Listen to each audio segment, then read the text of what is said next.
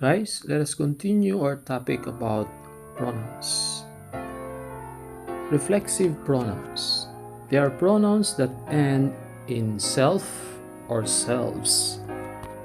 Reflexive pronouns include myself, yourself, himself, herself, itself, oneself, ourselves, yourselves, and themselves.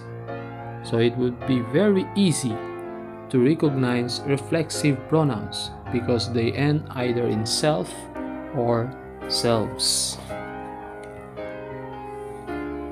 Use a reflexive pronoun when both the subject and the object of a verb refer to the same person or thing.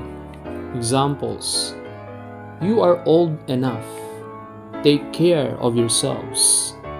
Since the subject and the object refer to the same person, we use the reflexive pronoun yourselves. Number 2. He checked himself out of the inn 10 minutes before his flight.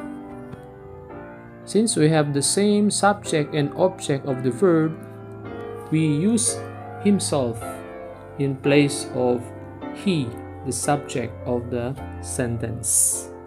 This is how reflective pronouns are used in a sentence.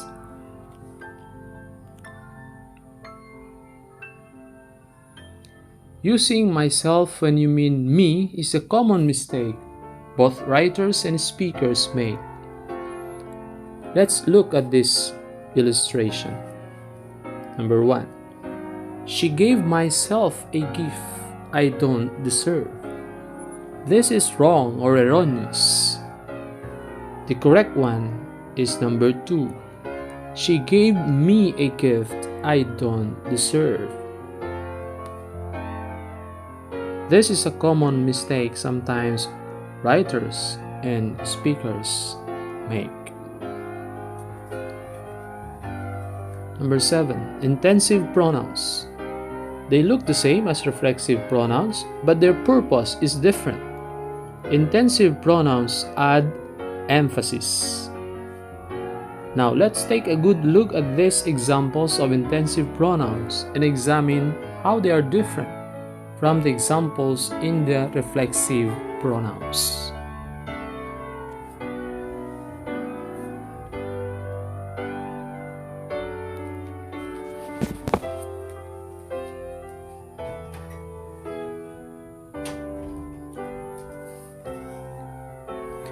One, I built this bridge. Let's compare it with the second one. I built this bridge myself. There is an emphasis when we use myself in the second sentence. 3. I told you I can do it. Compare it with number 4. I told you I can do it myself. Again, the emphasis is by using myself at the end of the sentence. 5. Without much help, she succeeded. Compare it with number 6. Without much help, she succeeded herself. The emphasis is very obvious with the use of the pronoun herself at the end of the sentence in number 6.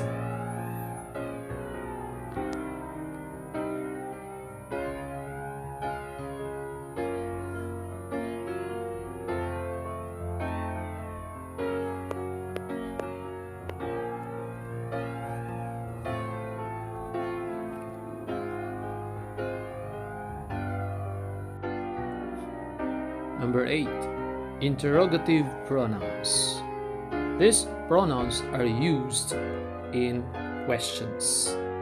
Interrogative pronouns include who, what, which, and whose. It would be very easy to use and recognize these pronouns since they are used in interrogative sentences. Examples. Number 1. Who wants to be a millionaire? Sounds familiar? Yes, that is the title of a game show in TV. 2. What is the name of the Greek goddess of beauty? You know the answer? The correct answer is Aphrodite, the goddess of beauty and love in Greek mythology. Her Roman counterpart is Venus, the Roman goddess of love and beauty. 3. Which do you think came first, chicken or egg? That's debatable, isn't it? But when God created everything on earth, including mankind, which do you think He created first, chicken or egg? 4. Whose brain is bigger, elephant or blue whale? Blue whale are the largest animals living on earth.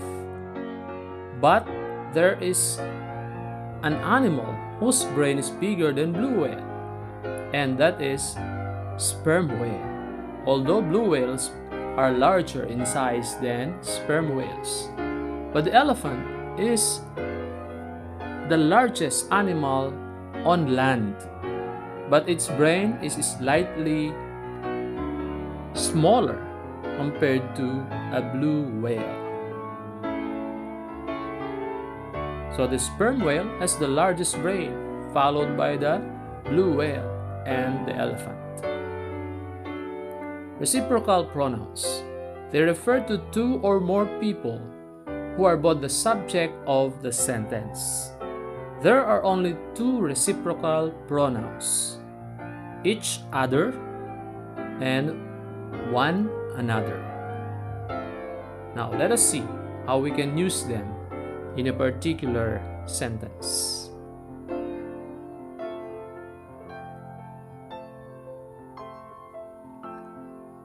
Samples. 1. Nikola Jokic and Giannis Antetokounmpo, the top two big men of NBA today, are competing with each other for the Most Valuable Player award this season.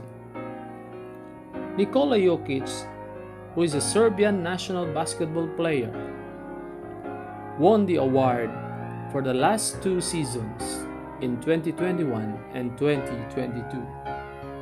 While Giannis Antetokounmpo, who is of Greek citizenship, won the award in 2019 and 2020. In NBA history, there are three other big men who won the award at least twice. First, we have Bill Russell, who won the award 3 straight seasons in 1961 to 1962. Wilt Chamberlain did it also in 1965 up to 1967. Then came the legendary Kareem Abdul-Jabbar, who won it back-to-back twice, first in 1970 and 71, and second in 1975 and 1976. These three legendary NBA big men, along with Nikola Jokic and Giannis Antetokounmpo, are great players.